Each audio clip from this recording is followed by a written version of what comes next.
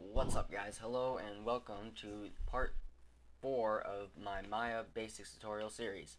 In this tutorial we are going to be going over the basics of animation. I'm going to try and keep this very basic because my last tutorial, which was the basics of modeling, ran a little bit longer than I had expected. So I'm going to try and not go as in deep with the animation tutorial because this is meant for basics. I'm going to have a separate series just for animation if you want to get more into that. But for now, we're just going to learn the basics. So we are not going to be learning rigging, and we are not going to be learning about this little thing down here, which you'll learn about in a different tutorial. We're just going to be learning about this bottom portion of the interface. Now, I mentioned this in my interface tutorial, which was part 2, I think. I didn't really go through it much because that wasn't an animation tutorial. However, this is an animation tutorial. So if you go to your polygons tab, and let's just create a basic cube. This is going to be the thing that we are going to be animating. So let's look down here for a second. Here we have our keyframes. The keyframes are basically, if you've worked with animation in any program, you've probably heard the word the word frames or keyframes. Basically what a frame is it's the separate states between the motion that the object is. So say you wanted to make an animation of the cube moving this way, then on the first frame it would be here, and then on the second frame it would be here, and on the third frame it would be here, and the fourth frame it would be here, and then so on. And then when you play these in sequence, then it makes the illusion of it moving. So now Maya, what it does is it creates those frames automatically for us, so that unlike in a lot of other animating programs, we don't have to make each separate frame. So it's a lot quicker. So if you press S while a frame is selected, it will create this red line on that frame, and that makes it a keyframe.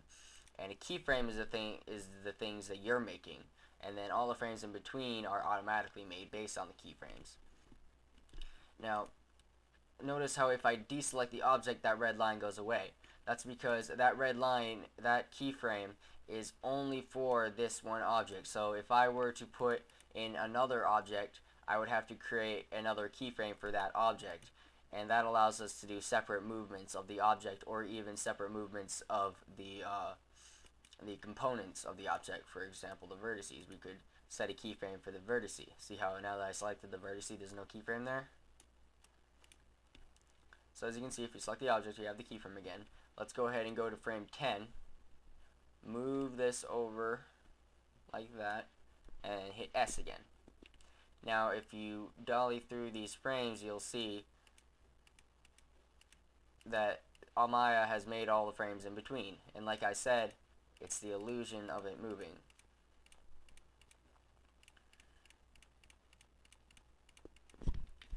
So you get the idea of that. Now, what I said earlier is that you can also do it for components. So let's say you wanted to do the vertex. You would hit S on number 1, and then go to number 10, move it, say up, hit S again.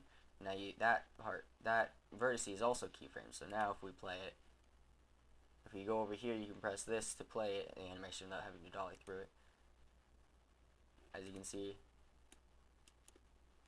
if I can just get out of vertex mode. As you can see, the vertex goes up and this moves that way. If you want it to move, if you want the animation to go slower, because that's kind of fast considering we only have 10 frames, you can, for the playback speed, you can do real time, half, or twice. Right now, it's on play every frame, so it basically goes as fast as it possibly can, based on how fast your computer is, basically. And the more objects you add, the slower it will get. So, like if you have an entire scene, the animation, the quickest it can go might be like 5 frames per second. Right now, it's going about 24. It looks like at the fastest it can go. And that's mainly because I'm working on a laptop, which is kind of slow for this kind of thing, but anyways, you can pick the speed here, and FPS again is frames per second. So if you pick 12 frames per second, then it'll take a second to go through 12 frames.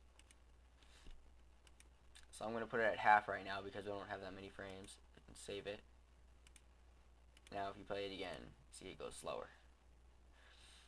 Usually in an actual animation, you're gonna want to keep it at 24 frames per second, and that's because as you can see, when it's in half, it looks kind of choppy.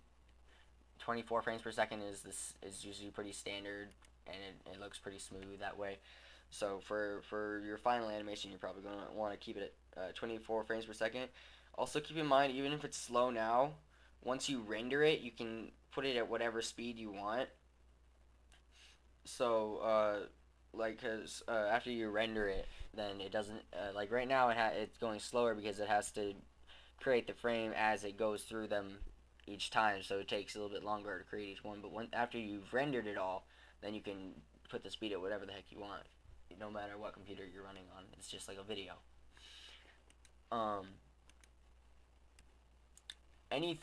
Pretty much anything can be keyframed or animated. So even if you go to your material, so let's assign a new material, put Lambert, and let's just make that kind of white.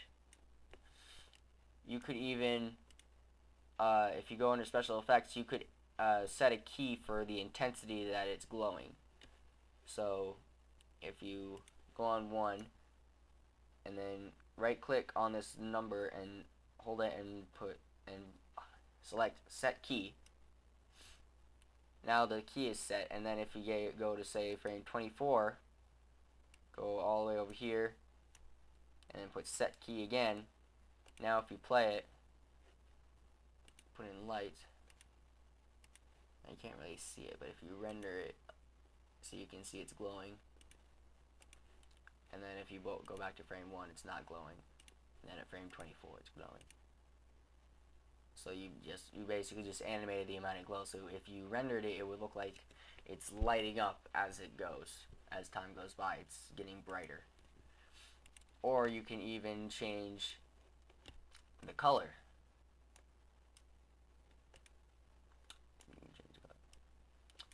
Okay, never mind. I think there is a, oh yeah, never mind. Okay, yeah, right click on the word, not this thing. So right click on the word, do set key, and then go to frame 24 and maybe make it black and set another key. So now it'll get darker as it goes. So you can animate basically anything. I don't think there's anything you can change in the scene, you can animate it. So so that's the basics of animation. Oh, okay, one more thing. To change the amount of frames in this bar, you can change these two numbers here. This number changes the amount of frames that you're looking at. So if you want to zoom in on a certain part of the animation, because once your animation gets to say like 3,000 or 4,000 frames, which it easily can, you might only want to be looking at say 100 or 50 even. So you can change that with this. So you can change it to like 30, and then you can drag this bar left and right just to see which part. And then over here, oh, and by the way, if you press play, it'll only circle through the amount of frames you're looking at, so it won't circle through the entire animation if this is less than the entire animation. But if you want to change the amount of frames total, you can go to this second number and just change it to say 1,000. And now you have a bunch more frames to go through. Then you could set this to like 200. And that's how you change the size of your animation. Over here, these are all pretty straightforward. It's like a remote. You got your play button, stop, play backward even, and stop. Then you have go from keyframe to keyframe, so you can go back and forth between your keyframes and not your just regular frames. You can go from frame to frame, or you can go to the end or go to the start. Alright, that's all I have to say for the basics of animation. I'm going to get more into animation with rigging and some other things in some separate tutorials that I have planned. I'll try and get those out as soon as possible. The next tutorial will be the basics of rendering, so you'll be able to do more than just change the color of the object. You can add materials and other great things like that, and lights and all those awesome stuff to make your animation look pretty. So, subscribe, comment, like. I'll try and get that that will be the last video of my Maya the basics tutorial series. Will be the rendering one that's coming after this, so stay tuned for that.